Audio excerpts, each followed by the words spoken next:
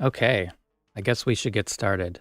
I just want to thank everyone again that that has been become a member of the channel over the past year. I'm going to replay all the alerts from December so far because they often don't come in during the stream. So I'm just going to play them all.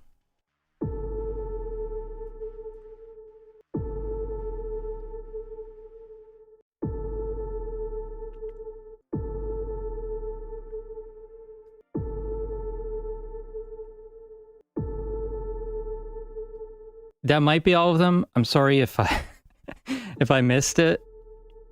Lots of members this year. I actually deleted my entire membership thing in December.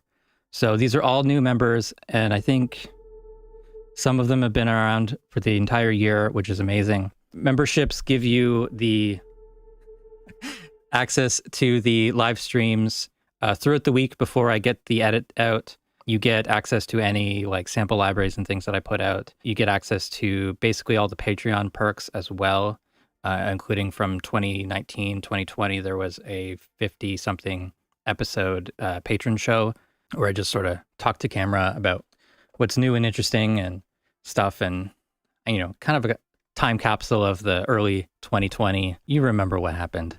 Thank you all again, and you can also support the stream with, or the channel in general, everything that I do through Patreon. You can join Patreon for as little as $2 with tiers up to 10, 25, something like that. Watching the videos, commenting, liking, all that stuff, that helps. And, you know, that's all I hope to get from you, really. Okay, so the people that I think have been here for every stream: Jason, close enough; Will, close enough; Danny, pretty sure you have been here; and Davi, I'm going to send you the full Mixing and Reaper bundle, the 3 courses. You can have that for free. A little reward for being here in every stream and helping out and being a good part of the community. We're actually going to start off this stream with, we'll do Q&A, but we're going to do it with a twist. Sounds Human is in the chat. He's also waiting on Zoom for me. So we're going to do some Reaper Q&A and chit chat and such with Juan on Zoom. So how's it going? Hi, good morning. Good morning.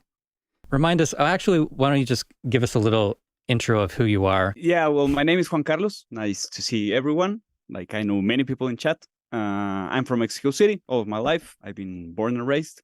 I started out as a mastering engineer and grew up into the different areas of production along the way. I started this English channel in January this year, all about Reaper and mainly about Reaper. And more or less that kind of things. I do sound aesthetics research. I'm an educator at universities here in Mexico City. I work with a couple of brands doing some research, some beta testing and such. And pretty much I think that's most of it, even though I learned music production through Ableton. I was drawn into Reaper really strongly around 2017, 18 probably, more or less. And yeah, that's the short version of it. That's great. Thank you. Yeah, let's get some questions. I'll grab that link. I actually have it on my screen. Ranajoy has a question. Based on your current setup and config, if given a new fresh Reaper install, how long each of you would take to customize to bring Reaper to your customized state? Can I go first? You go first. Yeah, sure. Yeah, since I've been using Reaper a lot less than John, I can probably take it closer to my setup now in about a week, maybe. Because many of the SWS actions and stuff like that have been part of my usual workflow. So that's how you usually get to your own configuration. So I know most of them. Probably getting the toolbars right and stuff like that aren't as slow, because it's even a healthy way to clean up your actual install. Because all of the things that you don't remember that are not vital for your daily use, they probably won't go back as fast. Yeah, I was thinking like probably a week to get most of the important things done. Yeah. I have done this to some extent before. Each time I get a new computer, I'm doing a little bit of that sort of fresh start setup. But there's so many things that I've set and forgot about. I think I've had one Reaper config actually get corrupted over the years. And there's just like, the only thing that solved it was a fresh install. And there was just so many different customizations and different like, you never know. Like sometimes there's like a beta that you install and then there's a particular setting that gets taken out, but you had that enabled and it still works somehow, but it conflicts with something like 2 years later. So yeah, the short answer is like probably a day to get everything essential. And then, I don't know, just as you're working, you recall these customization things and come up with new ideas and ways to solve things. But I don't know if you do it, but I actually keep tabs on the updates because I'm doing the look at what I found series. Mhm. So I usually keep tabs of my fresh new findings that I find really helpful. So that will probably help me get a lot sooner to my previous state because I know the most important actions that I use. Yeah. If today I bought a new computer and I had to set it up, I would immediately go on to Dropbox and download my config because it's backed up every day. So there's not really any risk of losing my stuff anymore. So that's the quickest way. So if you have a setup that you really like, make sure you get it backed up so that you never lose any of that config. This is from Aaron A. Are there any Reaper scripts that are similar to the new Ableton MIDI manipulation in version 12? I don't know anything about Ableton's MIDI manipulation. I wish I was more well-versed with Ableton, but it's never gelled with me. Like I just can't. It's such a different workflow and it's almost mirrored, right? Like with the track controls on the right. It doesn't make sense for me. There are some cool things. And this is totally going off topic of the actual question, but like I like how when you touch a parameter, the envelope lane will pop up. I don't know if you can show multiple envelope lanes at the same time. Okay. Yeah, but even a right click to show all of the envelopes that you have automated previously. Nice. Okay. There's some great stuff in the Reaper betas for envelope lanes that people should check out. This just posted last night, I think. It's really good stuff. So I'm looking forward to that. But MIDI manipulation stuff, yeah, I wish I knew more about that. Like one thing that I've been looking for a while is a way to press a key and have a different effects chain activate. So you do like an arpeggio and each note gets a different effects chain. That is something that's possible in Ableton.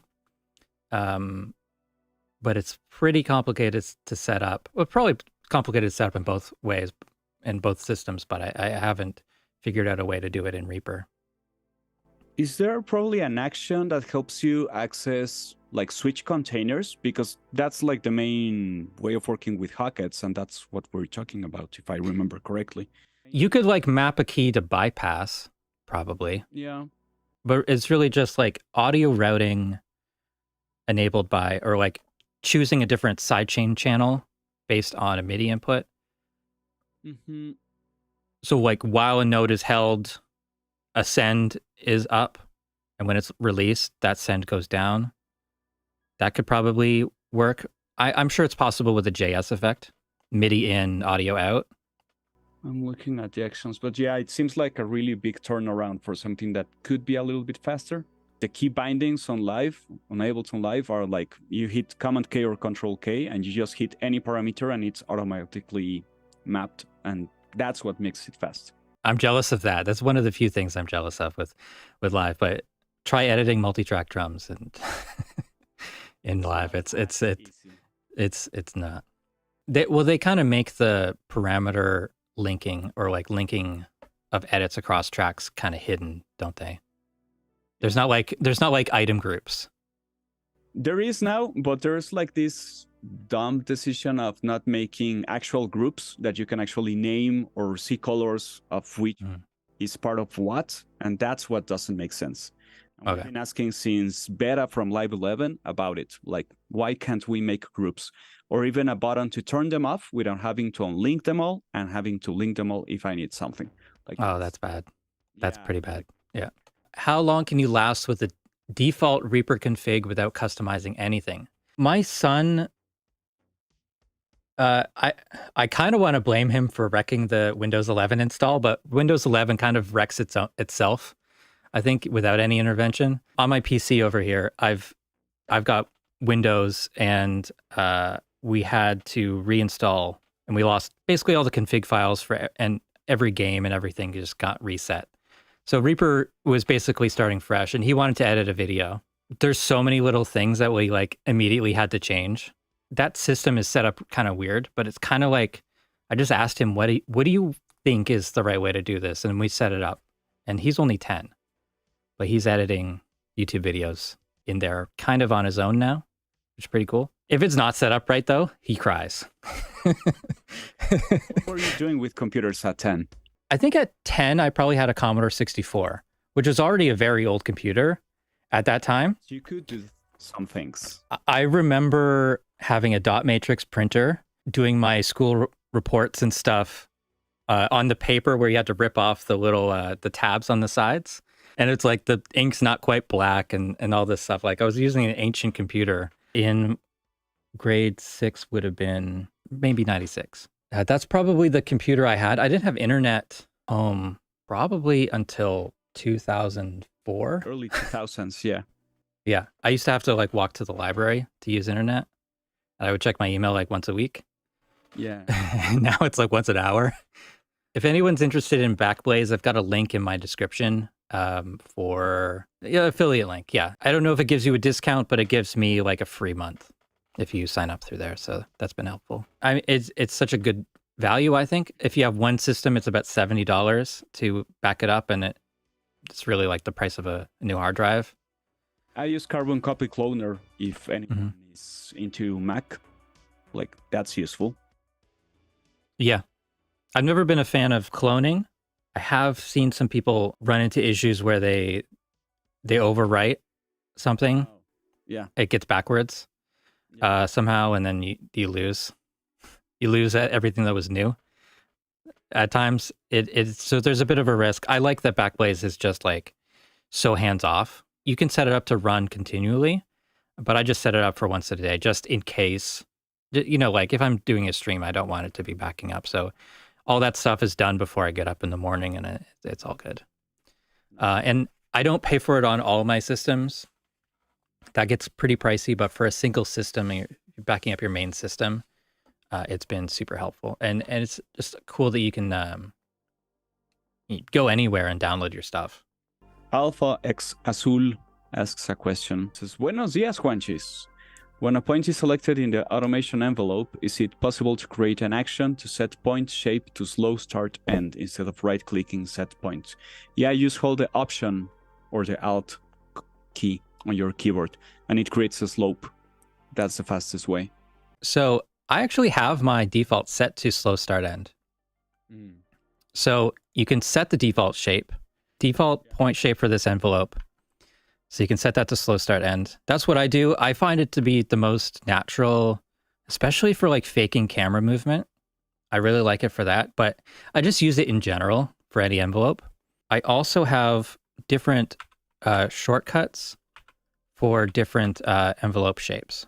So I use Control 1 for slow start end, Control 2 for square, and Control 3 for linear. So that when you select a point, it does from this point to the end of this one. And this next one should still be, the original shape. I only mention that because sometimes with the square points, you're like expecting the square to be here. So you just have to do that. Set shape of selected points to slow start end, to linear, and to square. These shortcuts aren't set by default, but you could easily set those. And again, the default can be set. Default can be set on the envelope by just right-clicking on any point and go to default point shape. You can also set it in the preferences. Track send defaults, envelope point shape. You would kind of expect this to be in with the automation settings or envelope display, but it's actually like track setting. Quick question. This year, of all the gear that you bought, what stands out as like your favorite? It's probably the Simplifier. Simplifier? I don't know that one. What's that? It's an amp simulator, fully analog, made in Chile. Oh, that's interesting. It's like the Iridium by Strymon and all of those, like the Tone X, but that's digital, you know? It sounds like so good. You have like 3 basic tones for most uses, and since I don't have an actual recording room, because my room is for mixing or mastering mainly, I need all of the best emulations that I can get so I can minimize costs for some studio production. So, and does it have cabinet modeling as well? Yeah, and it has a send and return loop, FX loop. So Between the amp and the cab? That's nice. Yeah. So how does it do the cabinet modeling? Is it just like a filter? I'd have to know a lot more about electronics, but it's probably a lot of capacitors and filters and such. But it actually does a great job because you can select from the preamp into the tone stack into the amplifier, and you have 3 choices, so you can combine in any way. It also works as a, how do you call them? Like the DI box? DI box, yeah, cool. Nice. And that also helps a lot for having a cleaner stage if you're like a live working musician. Especially if you're working in-ears. If you're working in-ears, you don't need an amp on stage. That's really cool. Simplifier. That's a good name for it, really. It's such a problem solver. Cool. Yeah, I have a video on it on my channel if you want to check it out. I'll have to check it out. I must have missed it. I'm trying to think of what I got. This year I got 3 guitars. I can't even count how many pedals. I didn't get the X Touch this year. Got 2 drum machines. The Poly D is probably the thing that I've used the most.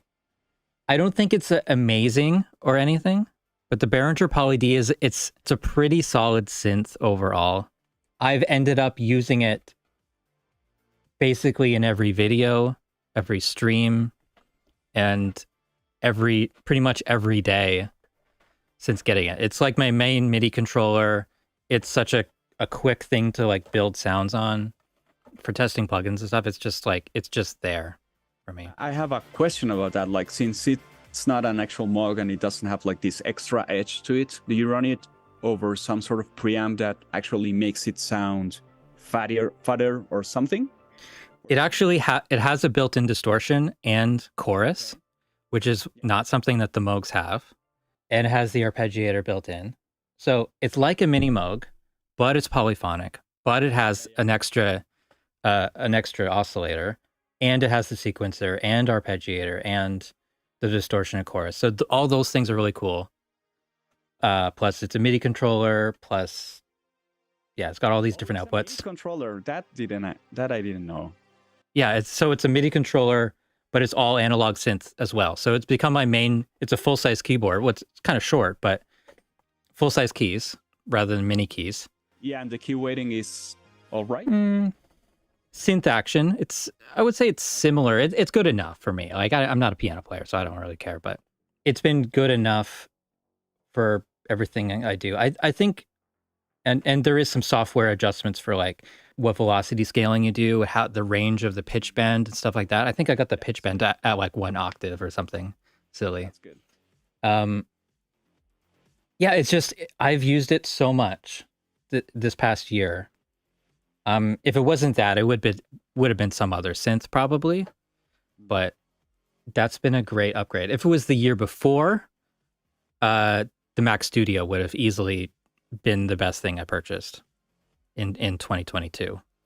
Yeah. So I was precisely going to go into, like, at the end of the last year, it's like I'm just turning a year with my new speakers. So yeah, like a year and a month maybe, since I scaled up into the ones by Genelec. So yeah, that's a big purchase, and they really turned it up. Like, nice. I'm enjoying them so much. Like, I can't stop listening and working on them. I'm still happy with my Focal CMS 50s that I bought a few years ago. They're great. Like, that's a great brand, and they do amazing things. The thing is, the next upgrade is easily $1,200 a piece. So it's so hard to like set aside that much money for something, especially when I go and buy every $100 pedal that I can find, or every $100 drum machine, or every $30 plug-in deal that I see a couple times a month. I'm like doing that. I'm like, why don't I have any money saved? If you had to suggest something for the people watching, how could they find a way on what to think, what's the next step for their own studio or their own work? Maybe it's just because I have a bunch of stuff and I've upgraded so many times over the years. Some things that I have obsessed over, purchased, and then stopped using fairly recently.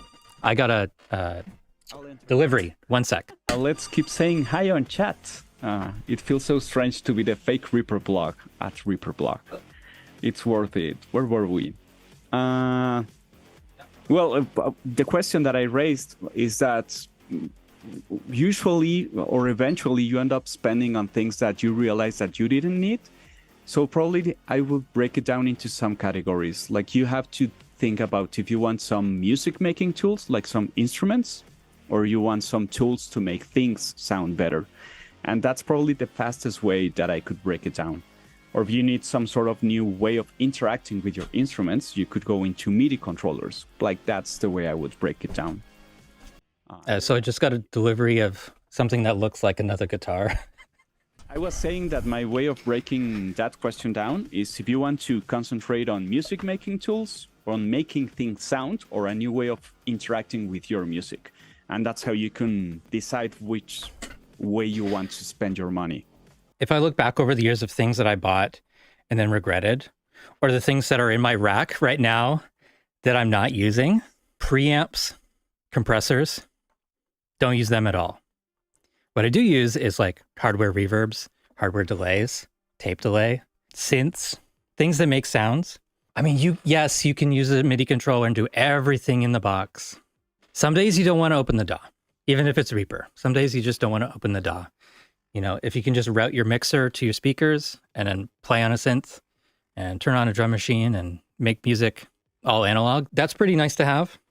I think guitar pedals are still underrated for just the hands-on control, the way that you can just route something through it and it makes a sound, and it's, you know, depending on what source you put in, you can get a lot of variations out of those things.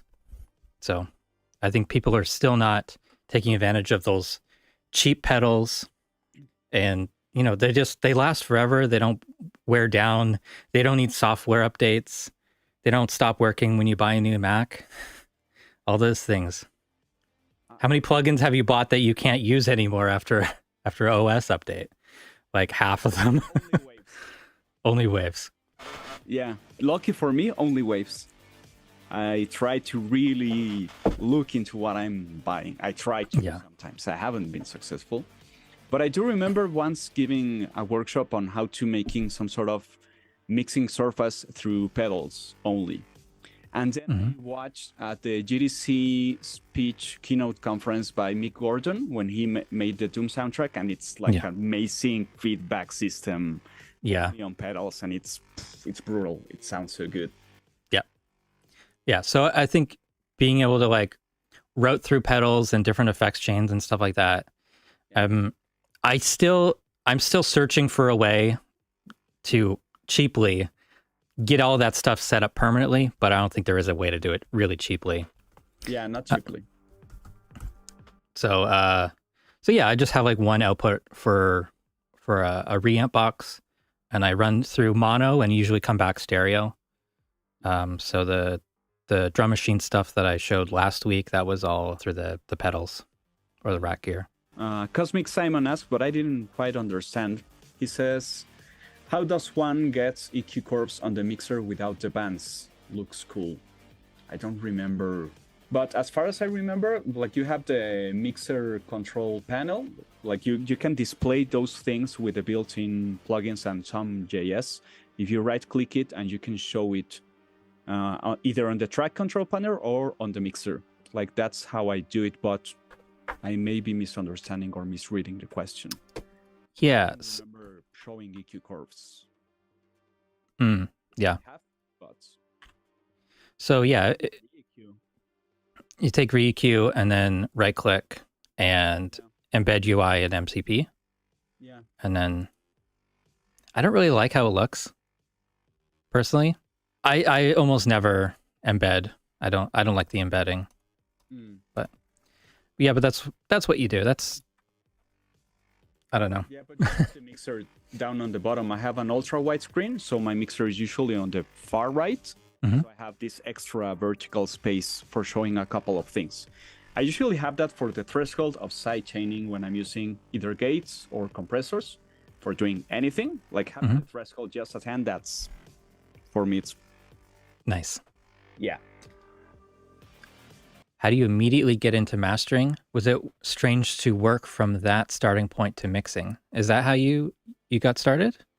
Yeah, I went to an SAE, like SAE Institute here in Mexico City, and my first actual gig, even while I was studying, was a mastering gig for a music festival. I mastered 14 concerts, but they were only asking for extra hands, and I said, I'm no mastering engineer. And my teacher said, well, if you make it good enough, like you can make another concert. We're not trying to just give something to the client. And I ended up mastering 14 concerts in 2 weeks. That's how I got into mastering first. And there's a lot of stories of mastering engineers that got into mastering first, like out of nowhere. Yeah, Ian Shepherd. Great example. Ian Shepherd is another great example. Yeah. There are people that got there. Interned in a mastering studio working on tape transfers and stuff like that, and then ended up just becoming the engineer, which is really cool. And for me, it was, I definitely didn't get into mastering first, but it's like you start out by recording the band, then mixing the band, and then having to master it yourself because there's no budget. The different clients that you meet have different needs, so sometimes it's mixing, sometimes it's recording. But generally, if it's someone comes to you for recording, and it's a low budget thing, you're doing the entire project. So from recording, mixing, and mastering. But occasionally, I've had a few albums for mastering, and those clients have come in through podcast, or they see me on YouTube, or just friend of a friend, or Craigslist post, or something like that. Like, I don't know. Just, it comes from anywhere. Like, as long as you can master better than they can master, like, you get the job and you get another job. So I do like when people specialize in one thing, but also for myself, I've always had to like just do everything and dip my toes into every different field of audio pretty much. So I find it interesting to be able to change it up all the time. And yeah, I never thought that I would be in education when I first started. Right. But that's primarily what I'm doing now. Yeah. And I actually enjoy a lot mixing. Like, that's one of the things that I was trying to get to be, like an actual mixer, but I got up mastering right first. And that was so strange. Yeah. It happened. Like, I have no control over it. I enjoy mastering. I don't like mixing a project and then having someone else master it and it's different. Like, sometimes you have to understand what you have to do. Sometimes it's totally different when it's done. I'm like, it doesn't sound like my mix anymore. But yeah, it shouldn't be. Is there an action that I'm missing that will split a MIDI note in half without having to select that particular location and then hitting split? Maybe over a mouse cursor, something like that. Yeah, so the split always happens at the edit cursor. You could split under the mouse, but it's unlikely that would be at the grid. You could probably do something that would split it. I mean, you can have an action that moves the edit cursor to the halfway position and then moves it back without you seeing it. That's one way to do it. A little hacky, but the MIDI editor action, custom actions and stuff are a bit hacky like that. Yeah, that one there. This one here kind of works. There's a dialog box though. MPL split selected notes into equal parts. Yeah. So you run that, and there's a little box. Divide each note by whatever. So it gets divided by 4, and then it splits it into 4. or 2 or whatever. Is there a way to select?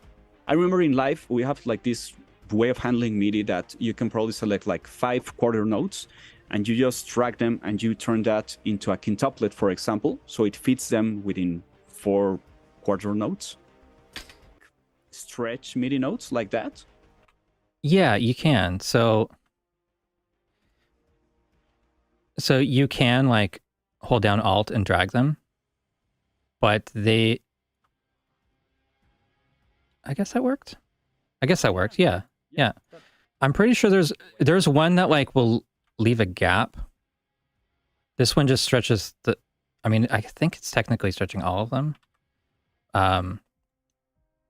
But Alt drag should stretch them all to the same length.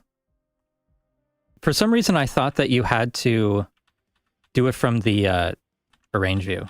So I was going to say you have to do this to make that work, but you can actually do it from the selected notes. Yeah. You use much the inline editor, the MIDI inline editor? Almost never. But it's buggy. I haven't gotten used to it. The inline editor, if I'm only doing a single MIDI note, like just if I'm doing a programmed kick drum along with a real kick drum, I might use that because you can make the thing nice and big. I haven't been a fan of this zoom and scroll thing, but you can like put that right above or below a kick drum and then get the positions pretty close. Where the hell is the thing? It's just tricky because there's so many different like menus and stuff, and like I'm trying to find the MIDI note thing and I accidentally deleted it or something. I don't know, but yeah, this is why I don't use it. It's very tricky. I find it really useful for drums, exactly, like just for drums. Mm-hmm. I'm trying to edit a chord, it doesn't make any sense to me. It's well, so little. But if you're editing with snap turned off, and you're aligning to real drums, so like you tab, let's say you've got some drum performance, you tab, and then let's get some sort of project here with audio. Right. So if I'm like this, and I want to put these notes to line them up, I can do this. I can click into here, press tab, and it should move my edit cursor to that note or to the kick drum transient. And then I can drag this to snap that.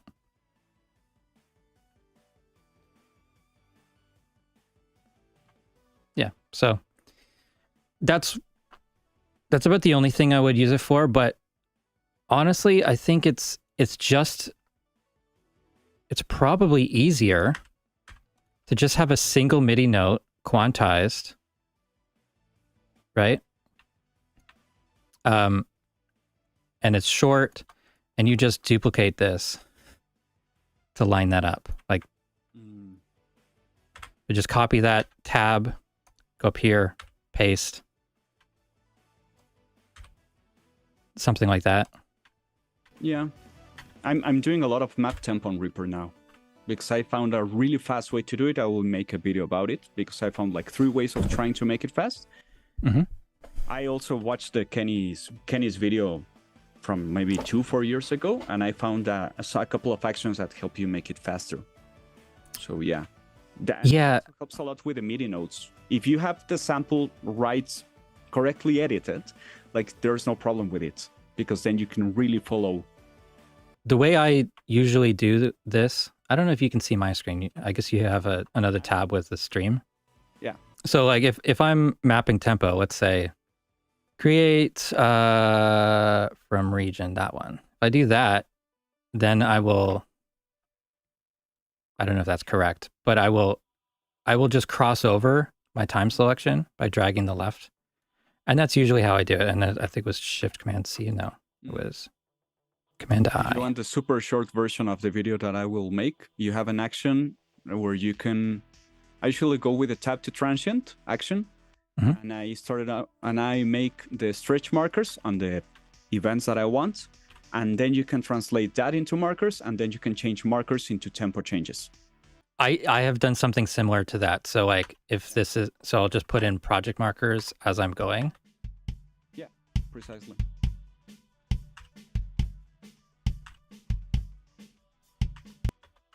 So something like that, and then convert with SWS, convert project markers to tempo markers. Mm-hmm. Yeah.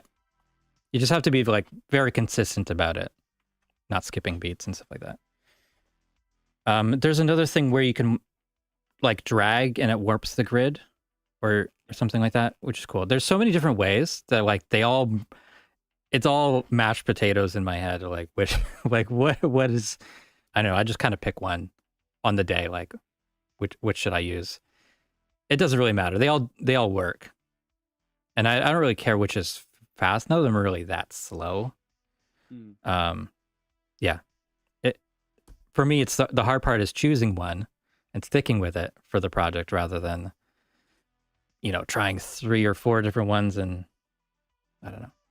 Get a couple so I could have some versatility. Like that's all. Yeah. Gintaras, I hope I'm pronouncing that correctly. What to do if you want to use VCA on drums, kick, hat, snare, but also want to compress them together.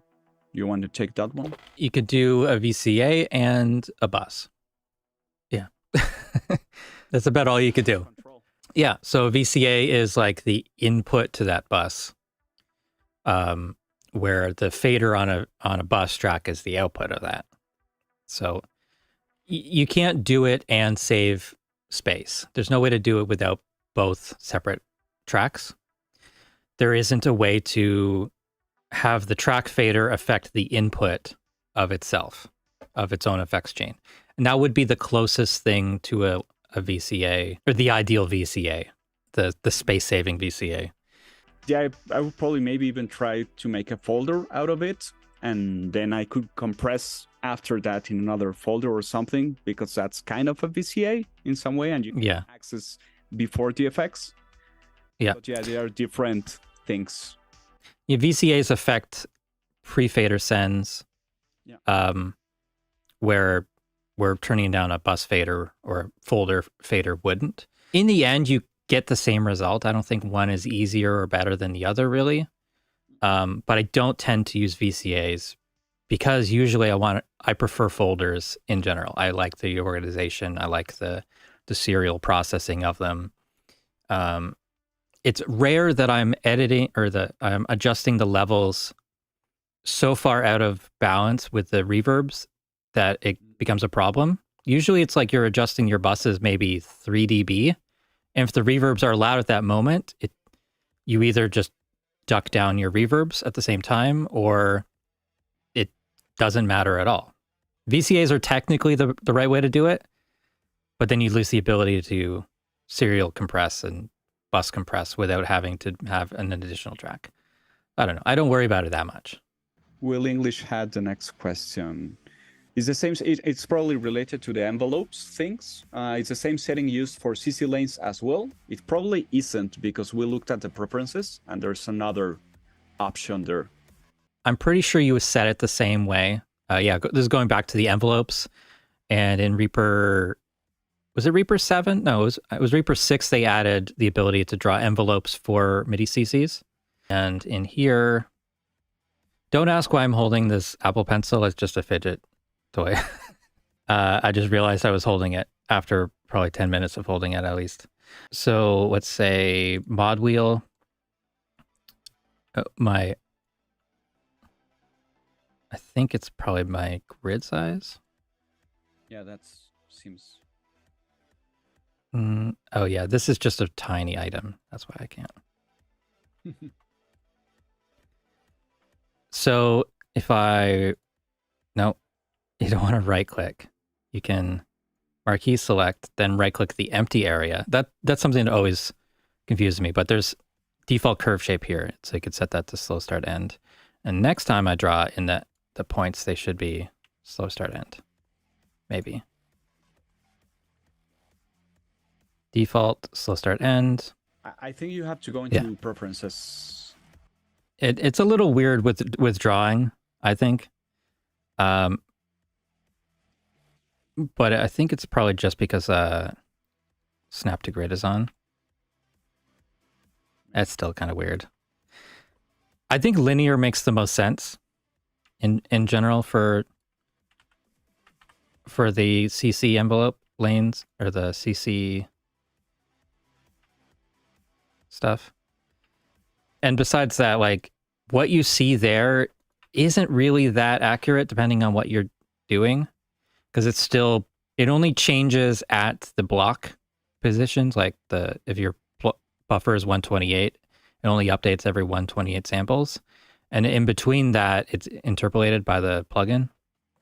So there's a conversation on the Reaper forum this week about that stuff. They might be changing that. Solution of the parameter, like it's not the same moving volume as moving a filter, as moving detuning. Like you can do so many things and it can get messy really fast. Yeah, with MIDI CCs, like the resolution of it, of the values depends on which type of things. There's the 8-bit and there's a 14-bit MIDI CCs. It gets pretty nitpicky, I think, to like go in and zoom in, like, or to render it and like zoom in and like make sure that it's like exactly as you put it. Like, I don't know. If it sounds fine real time, then yeah. Yeah, that's one of the things where I wouldn't go into right at the edit value, right click, and it's like, if it sounds, like, let it go. I think the next question was by, I hope I'm pronouncing that correctly, Rana Hoy Shil, about a MIDI controller, Korg Nano Key 2. I haven't tried that one. Does it work with Reaper? All MIDI controllers work with Reaper. Yeah, I saw a couple of people in chat saying it does, and that they have tried it. Nice. My only suggestion is that if you're looking for any MIDI controller for the faders, the amount of space you have on the fader relates a lot with how much margin you have when moving things. So right. Probably a bigger fader is always a little bit more comfortable. Probably. Definitely. There's some good products on Etsy for long fader MIDI controllers. They're not motorized or anything, but I forget the brand name. But if you look on Etsy, there are 2 to 4 fader controllers, and I think they, if you're a MIDI composer, it's basically all you need. You need one for like dynamics, for modulation, stuff like that, just to add in some performance stuff. But yeah, good stuff. Or you can make some with Arduino. It's not. Yeah, I mean, that's what they are inside, probably, most likely. Yeah. It's when they're moving faders, that's when it gets expensive and complicated. Yeah, there isn't like a 3 fader port for like $99 or anything like that for MIDI composers. And like the pricing goes so fast, so high. Yeah. Like you go from 1 fader to 8 faders to the SSL one. It's like, whoa. It's too much money. Is there a quick way to convert audio to MIDI in Reaper, like any actions? You can split it at the transients and then convert the splits into MIDI. You can use dynamic split to kind of do that all in one, but it creates a chromatic MIDI. It sort of like just adds an in note at the next pitch for each item, because it's used for triggering. Almost every time I'm realizing now, like, they've never fixed that. Like almost every time I use that function, I go and make every note the same immediately after, which is a pain. Okay, you want to do the next question? Yeah, I found another one by Rana that is it him or the notes in Reaper Mediator by default are too short? Yeah, I feel the same way.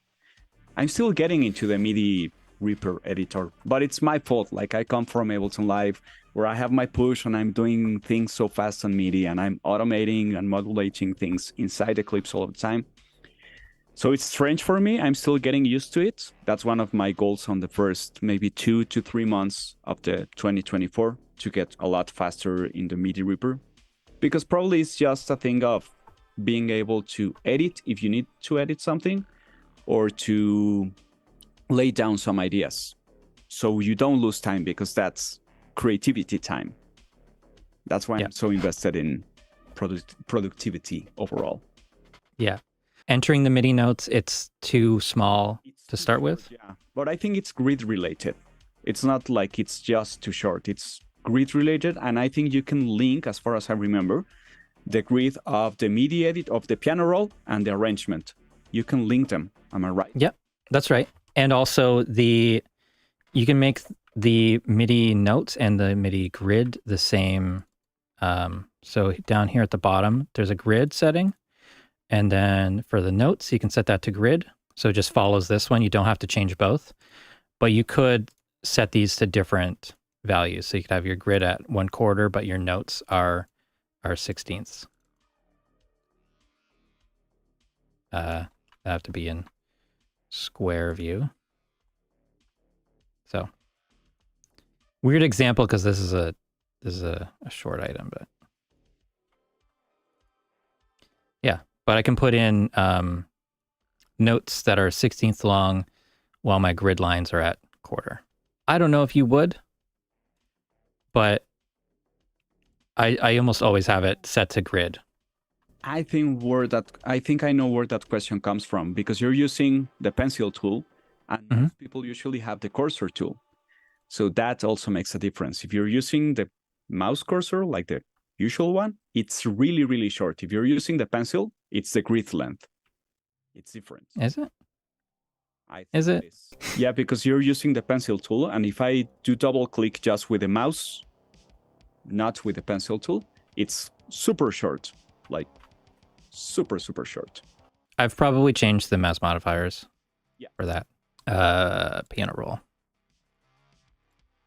Left click and double click. Yeah, I'm using a custom action for my double click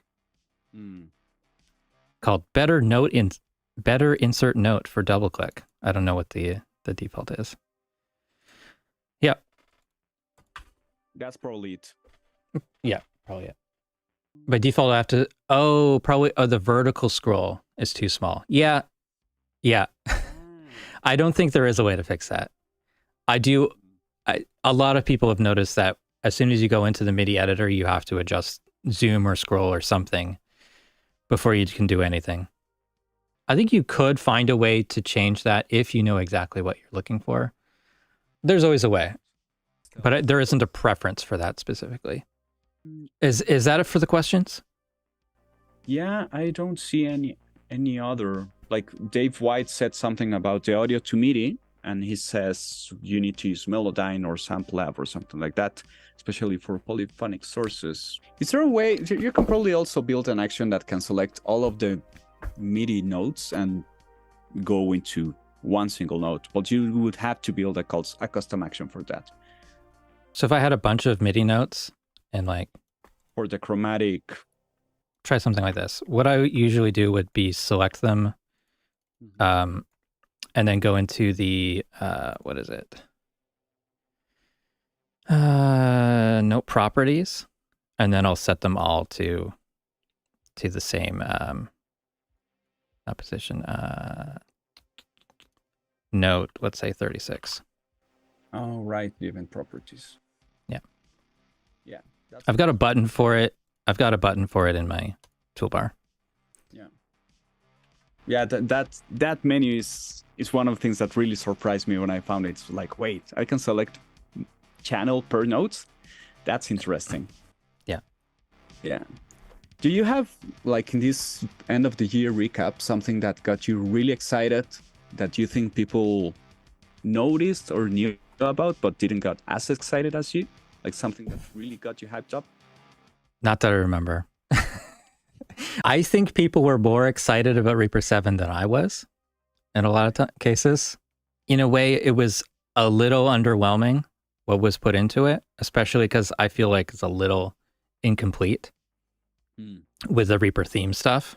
And yeah, just for like video editing, there's not really anything new. There's no new plugin UI updates, no new plugins. There's a lot of things that are like, that should have been like, that are like easy, big wins kind of, or big noticeable changes that you would see in other DAWs that didn't happen with the Reaper 7 update. I think overall it's a good update, but it's just not like a flashy update. But a thing that I was excited about that other people were excited about, I think I probably put it out of my memory. Just, I'm used to disappointment with the things that I'm excited about, or like everyone else is like either don't see it because of the algorithm, or, you know, just I'm awkward like that. Maybe too stoic. Did you see the MIDI Awards? Like, that's an interesting event always. MIDI Awards? Yeah. No, I didn't know about that. Yeah, if you can maybe show the crowd like the MIDI.org Innovation Awards link, they have some really interesting things going on always. And one of the things that I think is most exciting is that it really helps us realize that there's so much more work available other than just music production, because it's crowded in here. And some people are doing some amazing things with the MIDI 2.0 and still with the 1.0. Really, really interesting. Like the finalists even had like another instruments, like the virtual, what's the EWI, is it called? The Air MIDI controller. This thing on the screen? That's a website. That's a landing page. Yeah, but how is it called? The MIDI controller. That's about where you breathe into it. I think it's an EWI, something like that. If you scroll down, Aerophone? Yeah, the Aerophone. Mm-hmm. I've seen those before. Yeah. Yeah, they are doing some amazing controllers for different kind of things, or for different workflows. Like that's what I really enjoy, how not to get stuck and let creativity just flow. I haven't seen any of this stuff. I don't really know much about MIDI 2.0. More channels. Yeah. I don't think I've ever used more than 2 channels of MIDI at the same time. So, hey, Mike is here. Hello. Oh, hey, Mike. Are the 7.07 certificate issues over with? Haven't installed the update due to many issues. That is something I don't know. The certificate issues were just because it's changed and it's untested or something like that. You could still install it and just tell your antivirus that to ignore it. They're trying to avoid that issue and they made it 100 times worse. I haven't installed it. And not because I'm afraid, I just don't want it to crash because I'm mid-delivering things, so I don't want it to crash. Yeah, it was only an issue on Windows with anyone that had a third-party antivirus, I think. People did not like that. But other than that, the 707 update was pretty solid. I haven't had any crashes or anything. Makes a great point. Like, he will have loved a new stock synth. Yeah, a new stock synth plugin, improved sampler. Making a nice video using the sampler in some creative ways. It was so limited. Can I try this? And it's like, nope. And it's like, oh. They've kind of just added onto it instead of rethinking the UI of it. You can add multiple samples, but they can't be assigned to different notes each time, which is, it should be something that's pretty simple, but they don't do that. I'm probably going to use Decent Sampler for everything. Anything other than like a single drag and drop thing. If it's a single MIDI or sample that I'm stretching, that resample matter is fine. Or if it's a one-shot trigger, that's fine. But I've got, for drum replacement, I have the slate trigger, which is just great for that. And anything else, I'm probably just going to build something in Decent Sampler because now that I've done it once, I can actually do it pretty quick. I can probably release some samples that from a recording I did like 6 years ago of a Capoeira album. Mm-hmm. This of the berimbau. Have you seen a berimbau? No, I don't think so. If you can Google that one, let me type it down in the Zoom. And I made a record of it. So I have different berimbaus recorded in different tunings with different sizes. So I can probably make a sampler out of that. And it's really specific instrument. With the note stretching and all, but it's a decent sound, you know? Interesting.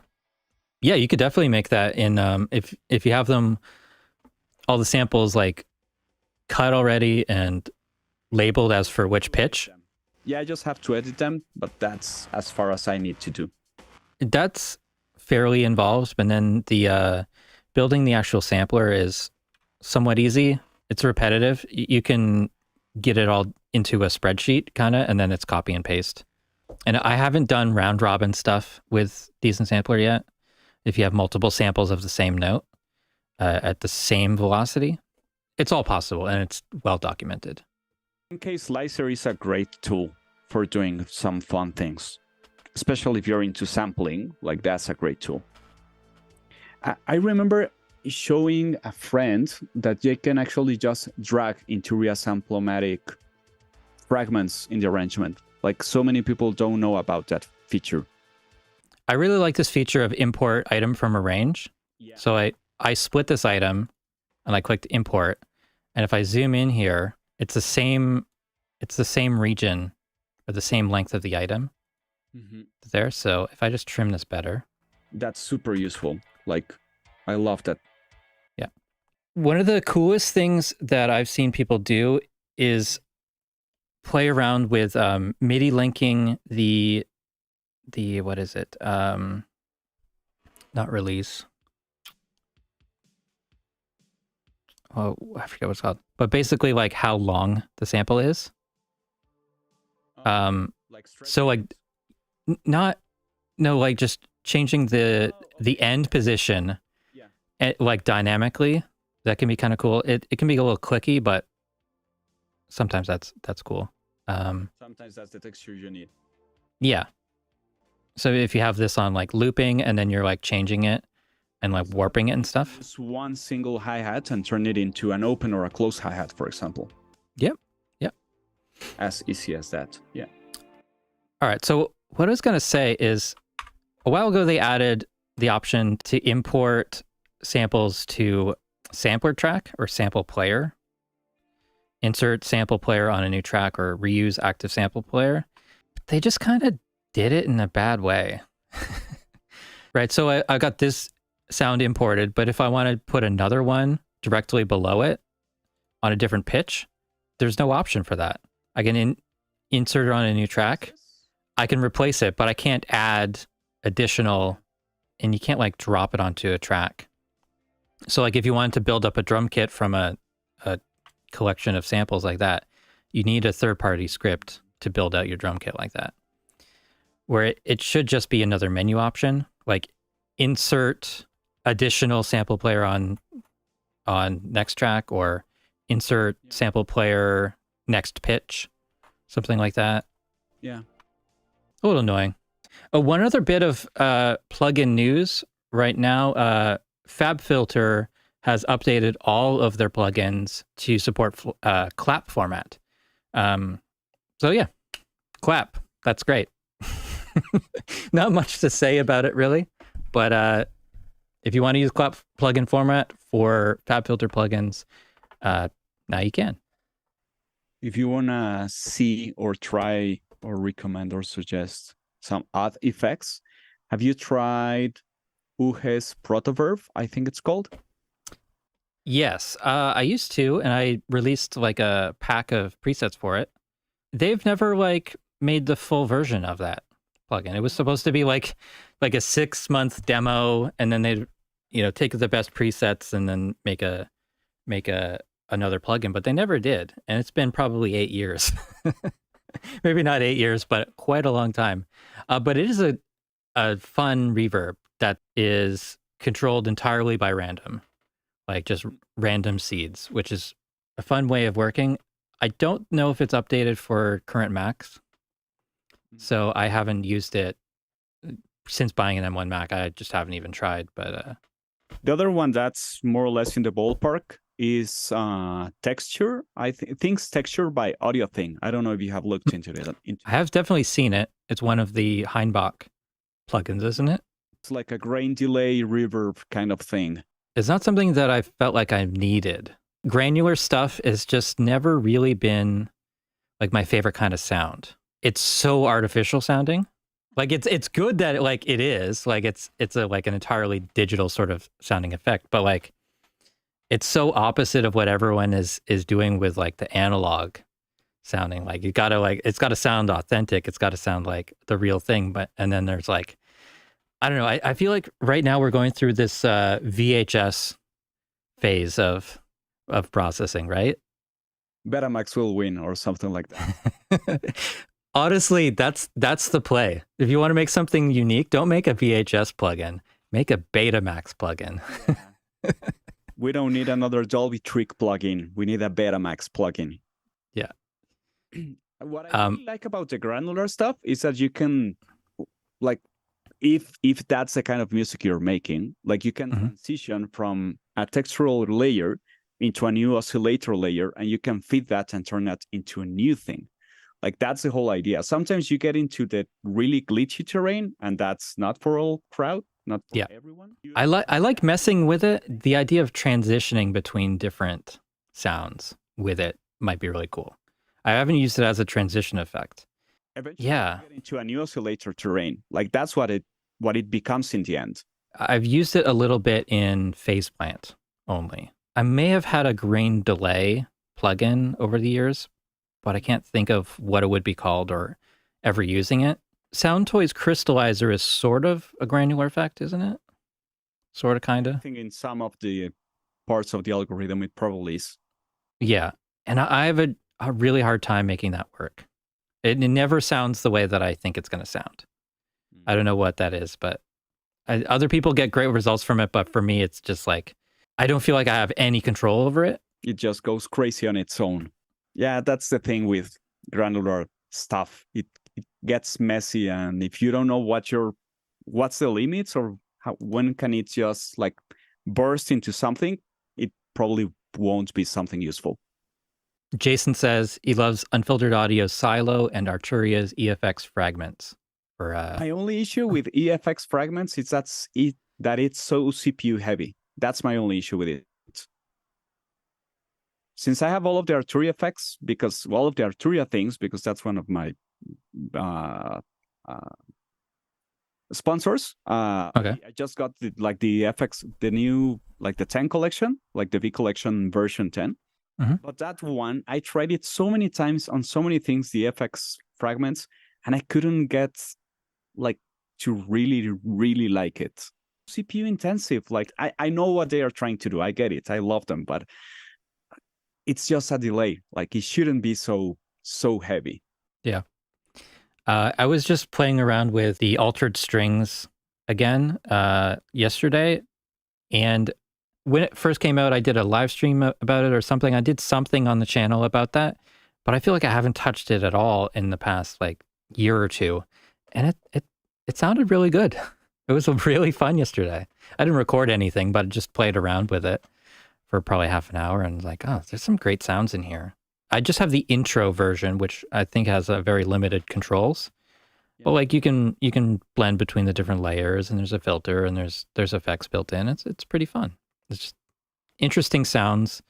What's next, guys? Any questions about anything? Free instruments by Soundpaint. They released a couple of new ones this year. Soundpaint. I think you linked me to that, but I didn't download anything. Maybe. They released a fun one that's called Home. They have this very acoustic sound to them. Like they are not trying to do some fictional world like Noxua. But they do some really nice work, some nice sampling, and they can also take you to some interesting creative places. They have a bunch of free instruments for anyone that's interested. What's the best way to find which ones are free? Oh, here's the list of free. Free Home. Yeah. Polyphone is also fun. I'll just play one of these demos.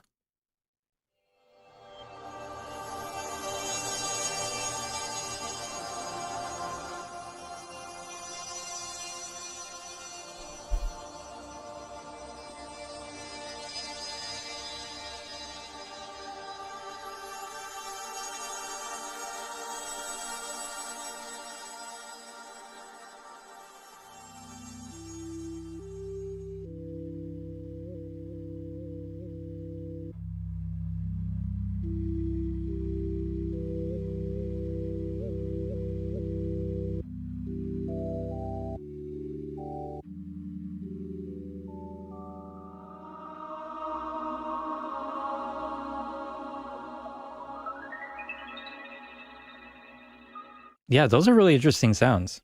So I was just reading this. It's all from Household Items. Yeah, that's a really cool concept. This is a company that I've just like never seen, other than when you mentioned it to me like a week ago, I think it was. Never heard of them. Never saw them mentioned, or it just flew under my radar. But you like their stuff? You've been using them for a while? Yeah, some guy from Eventide told me about them, and that's how I got to them. Because if you want any sort of virtual instruments for music making, most of them are either really expensive or some sort of subscription model. So I needed some brass section, and if you go into their brass, they have some dark and fire themed ones, and they like go down really heavy. Like you can get some amazing sounds from them. The thing is that probably some people don't realize that it's all in the tweaking. And if you don't know the actual instruments, you're always pushing them out of their boundary, and they will never sound natural because you're always out of their natural zone where they would be playing, unless you're using one of their unnatural instruments, because that's the point. Cool. I think I have heard of Ad Astra. I think I saw, this is a new one, right? Yeah, they do some really interesting sounds, and I think they are fair priced. I don't think they are overpriced at all. Probably cheap for how good they sound, to be honest. In terms of quality, would you say that these are like comparable to Spitfire?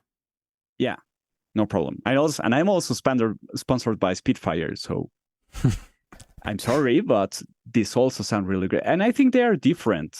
Like Spitfire has these whole sections of labs that has more or less these experimentation things.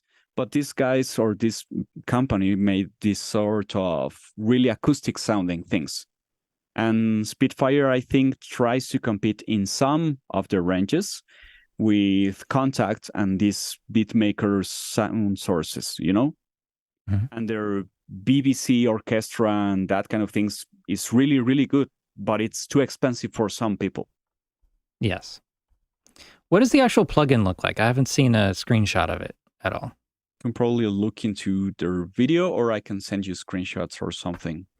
Okay, it's so simple. You have these 4 sections and those are called racks, okay? And you can blend and you can adjust macros as always, and you can make them work together and have a sort of blending either with key switching or crossfading from rack to rack or different articulations even. And what's really interesting is that, for example, some of the racks can go in reverse and some can go natural ways. So you can get into some sound designing really fast, really fast. So you can morph between different sounds. Very cool. You have so many things to play around. Is this a platform where you can make your own libraries? You can also do it. It's open to that? Yeah. Cool. So there's a full sample mapping thing and all that kind of thing? Awesome. Look up the Soundpaint editor, and it's like a common 88 keyboard, you know? And sample placing and handling ranges and such. Very cool. Yeah, I never knew about this stuff. There's so many like cool companies making cool stuff that sometimes you just never find out about it. You eventually have to get into these kind of things if you're looking for your own sound, but their presets work just fine. Anyone here that's been to every stream, did you have a favorite moment or one particular stream in general that you remember? There's some pretty funny moments. Like I plugged in this particular microphone. I don't even know where it is. The gooseneck microphone with the absolutely worst sound quality. Yeah. I was thinking of buying one of those. It didn't work at all. You need something to make it work with a modern interface. I don't think my headphones will reach. For some sort of shotgun mini mic, you know, that I could place above my... But I ended up using this one and it's just fine. AT2020? No, it's an Antelope microphone. Oh, okay. The cheapest one. Okay. I got it free, so why not use it? Sure. An Aston mic over there. Yeah. But the sensitivity is not just right, so it always ended up having a low output for broadcasting needs, especially. I don't hear any issues with popping or anything like that, considering no pop filter. Oh, because I have my angle straightened up, because I go down here and I go like, you get it. And if I go right here, that's the way I handle my S's and my P's. And I know I have to raise my voice so I don't get that extra deficit. Yeah. Yeah. Cool. Angles, microphones. What was I going to say? Let me get it. Someone asked about the Aston. I'm not listening. Wait. Sure. Think I have another XLR microphone, so I'll mute myself and I'll change into this one because someone asked about this microphone. Sure. Now, I honestly have no idea where that little boom mic went, or the adapter for it. I'm back. Okay. You sound like you. It sounds like me, yeah. And it's bidirectional right now. And this one is forcefully cardioid, so yeah. Cool. I'm not sure if it's better or if it's worse or a higher output even. I think it's lower. Maybe a little louder, I was thinking. It's a good looking mic though. If you want your microphone to be noticed. Right? And it's really sturdy. Like that's what I love about it. It's so sturdy. Like you can grab it and you know it's not going to break. Nice. Built for that. Yeah. I was just reminded of something. I don't know if I will be able to find it. What's Rode's website? Rode.com. The NT1 signature series, which is essentially the NT1 in like a bunch of different color schemes. And my thought on it is, why do you need different colored microphones? Why would you ever need to color coordinate your microphones? The mic itself is fine. Like, do you need a pink or red or purple or green or blue microphone? Collectibles and for the picture. Yeah, it seems that people... Yeah, if you're honest about the range that those mics are in, like they're probably targeting certain kind of studios that might go for the looks because there's a budget. I get it. It might match your LED lighting, you know, like I get it. In general, I feel like Rode's design has gotten a little bit more like they're more aggressive with their logos on things where there should not be a logo. The wireless systems, they've got these bright white logos on everything where it's supposed to be an invisible wireless microphone. They've got, you know, the big white logos on everything. Not good. And you know who else is doing that? Sure. No, I'm sure they're doing it. Dun-dun-dun. Yeah. So the SM7DB with the built-in boost preamp. Oh, they made a white microphone, right? An SM7 white. I think they might have. That's the universal audio. Yeah. Yeah. But yeah, why would they put a big logo on this otherwise like classic styled microphone? But Universal Audio also has a white microphone with the same shape. Yeah. That's it. And he says that DuPont did the same thing with GM cars, and they eventually start sending with different colors. No, that is right. They did make it so that you needed you had to buy a new car each year because the color you wanted only came out at certain years. Yeah. Uaudio.com. I had to Google it after misspelling it 4 times. I've never tried their microphones. I do prefer this design to what Shure has done. I've always hated the XLR connector on the bottom and the cable on the side for no reason. Like it could have been inside it. But this right here is a dynamic end address microphone, right? Pretty sure it's pointing at the ceiling right there. Maybe it's just for the picture, but these come in different colors. But, you know, like honestly, this is a classier looking microphone. SD1 is a dynamic. Yeah, and it has the whole modeling mic, just as the Edge Solo by Universal. By which one? Antelope. I've never used a modeling microphone. What's your opinion on it? I think it does just enough. Like, it's crazy to think that you're going to fool someone making this sound like an U87 or a 121. But on a limited budget, it's a great solution because if you're recording everything through a single preamp of a single audio interface, through a single mic, everything is going to mask itself with itself. Because it has the same curves, like where the modeling helps, I think. And if you don't have a modeling microphone, you can use like some stages of saturation to make your microphone have different curves.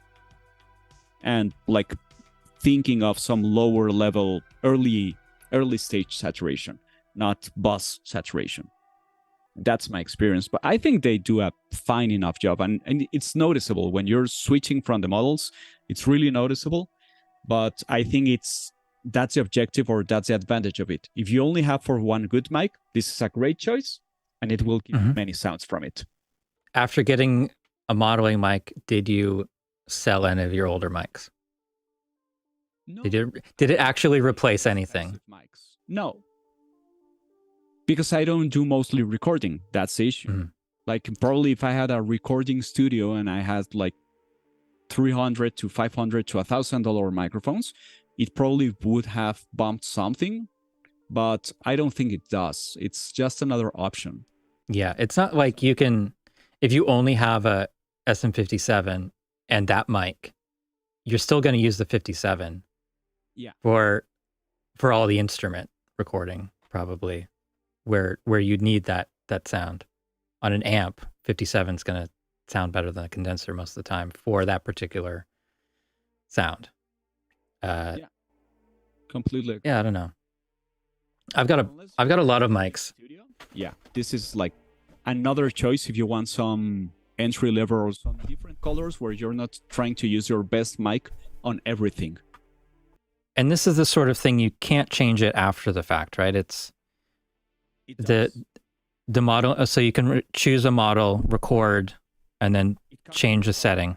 Oh, interesting. The thing is that most people that work with Antelope interfaces and such, they usually record with some coming from the interface compressor or EQ or whatever, but you can do it with a plugin afterwards, and that's a safer choice if you don't have as much experience. Yeah, you maybe replace any of your mics with something like this? I don't think I would. I don't use condensers a lot. The only thing I would want to replace is my shotgun mic, just because it's kind of low output and probably a little bit noisy. I have the NTG2, and it's just sort of like, I don't know, it doesn't feel that sturdy.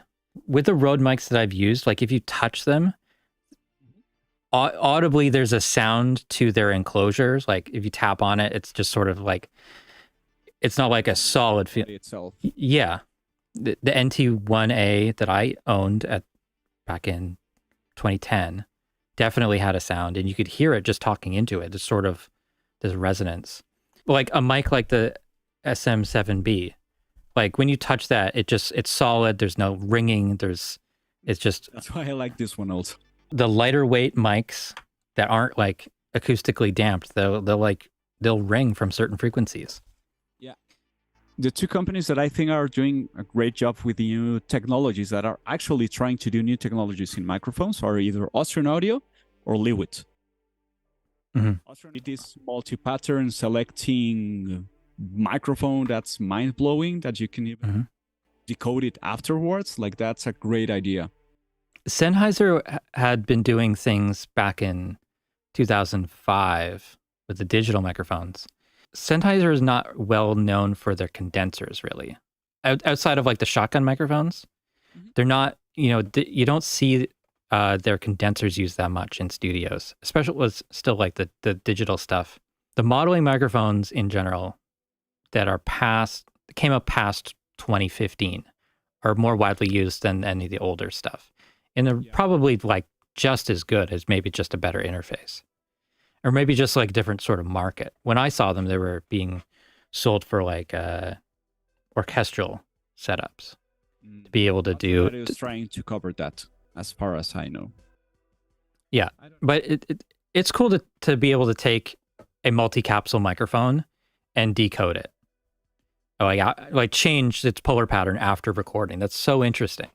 Yeah, and for teaching purposes, because we're both dealing with education, is so helpful. Because you can give one single workshop with maybe 2 mics and show one single position and show the importance of even room placement. Like you go this, and if you make it that, you will listen to the refrigerator. And if you go this, you will not listen to the refrigerator or cancel out the window. It's as easy as that. Because otherwise you're changing too many factors like the EQ curve, the response sensitivity and such, and it's like too many things. If I had to replace all of my microphones, I would probably go with Lewitt as sort of like the mid-priced, very solid. Yeah. I feel like they're the new AKG, good bang for your buck sort of company. I really want a Lewitt microphone. Did you see the Pure Tube that they released? I try not to look at the Lewitt stuff because Buy them. kind of. I mean, they look kind of like other microphones, but they're, they've got that black and lime color scheme that I do like. They released a very ugly audio interface a year or two ago. Super ugly. I hate how it looks, but they make cool stuff. The PureTube was a bright idea. I saw a couple of things about it when they released it, because they managed to make it cheaper by reducing all of the extra buttons and extra things that you will have on a mic, reducing the budget all the way into the tube. Cool. You don't have things like no high pass filter and not many other things, but it's like a sturdy tube mic. That's nice. That's cool. The last mic I got was K67X from Roswell Audio. I know the creator, so I got that one for free. But yeah, it's a nice cardioid condenser modeled after with the K67 capsule. Yeah. So it's a compact version of the U67 essentially. Is there a mic that is no longer being made that you really like? I don't think so. Like, I'm always tempted by these like retro mics that are like, they were cheap mics back in the 80s, probably. I'm always tempted by those sorts of mics, like Grundig or some of the old Bayer stuff on eBay and Etsy and stuff as vintage mics, but they're like a stereo set of dynamics. Yeah. Like a stereo pair of dynamics just seems weird today. But like for like a little tape recorder, it made sense. And I don't expect them to sound good, but I was like, oh, that's an interesting thing. That could give me a unique sound. I think getting a clean sound is boring right now. So mostly I've got this mic plugged in all the time, and currently with my field recording setup, I've got these tiny shotgun shell microphones. I don't even know if they're still made. The 12 gauge, right? Yeah, 12 gauge. Yeah, I have a couple of them. I have 2 blues, 1 green, 2 of the 50 gauge. Remember the long one, that's Omni? I never got that one. I don't know if you guys. It's so useful. I have some recordings of that one with a Jacqueline disc, also on my YouTube. If you want to listen to it about overheads and such. And there's a free session on Reaper, so you can listen to those microphones. That's cool. Yeah, Windows first came out. I interviewed the maker on the podcast on home recording show. Don't recall. I don't recall what his name was. Distribution in Mexico around 2017, I think. Okay. Because the whole thing is, even though we're so close, we don't get the same distribution as fast or as easy as you. Let me share my microphone that was discontinued. Sure. The Hummingbird And I learned that one from Josh Roskin on Tiny Desk. Have you seen that one? Hummingbird by I don't think so. Maybe. It's a small diaphragm condenser, but the beauty of it is that it has a movable head. So you can adjust the angle of it, and it gets to places where most mics wouldn't be able to. My search result did not work. Oh, yes, I've seen this one. I've never had a chance to use it. Very cool. Anyone, whenever you find some secondhand disc microphone, it's such a great microphone and so versatile. This is from before they were bought by Logitech? Yeah, long before. There is another mic that's kind of like this. Maybe... With a movable head? Maybe Josephson? Josephson does some amazing microphones. Yeah, so I was thinking like this style. I don't know if there's a movable head, but these sort of side address small diaphragm condensers. I know Steve Albini loves this stuff. Nice. There's that. There's an Audio Technica, like a pencil ribbon, which is very interesting. But I haven't shopped for microphones in years. I don't know. I have all I need. I kept buying microphones until I got a 57, and they're like, oh, that's all I needed. I just avoided buying one from the beginning because everyone else had one, and then it ended up being the sound that I needed. It's just a staple that you got to have it in your mic locker. And I like blending that with other mics. I like blending it with other mics, but like for or electric guitar cabinet, I think there's really nothing better. I need to buy two. One, the modification without the transformator. Yep. Transformer. Thank you. Yep. And one without that modification. Yeah. Reason I need to buy two. I got a clone of the 57, which is transformerless, from a company called GLS Audio. I don't know if they're still made. But if you get like the Behringer version of the 57, I think that's transformerless. And then you get a real 57 rather than having to solder. But just get two similar mics, you know, a 57 clone plus a real 57. And they have a different enough character. And even if you blend them together, they're going to be a useful sound. All right. So yeah, we should wrap up. I'm hungry. I need to pee. Thank you everyone for joining the live stream for the last time this year. Hope you had a good time. And again, if you saw every single stream this year, send me a message. I will give you a prize. And so in the new year, I don't know what we're going to do, but I think it's probably going to be a monthly stream rather than a weekly stream, just to give me a little more time to work on videos rather than, I don't know, I get like half a day to work on a video. There's the button. Thank you. Thank you all. Have a happy new year. Merry Christmas. Happy holidays. Thank you, Juan, for joining the chat today. Thanks you for having me. We hadn't spent time talking, really. So. No, I don't think we have. So, check out the Sounds Human channel. And, see you guys in the new year at the next Reaper update, if that happens before then.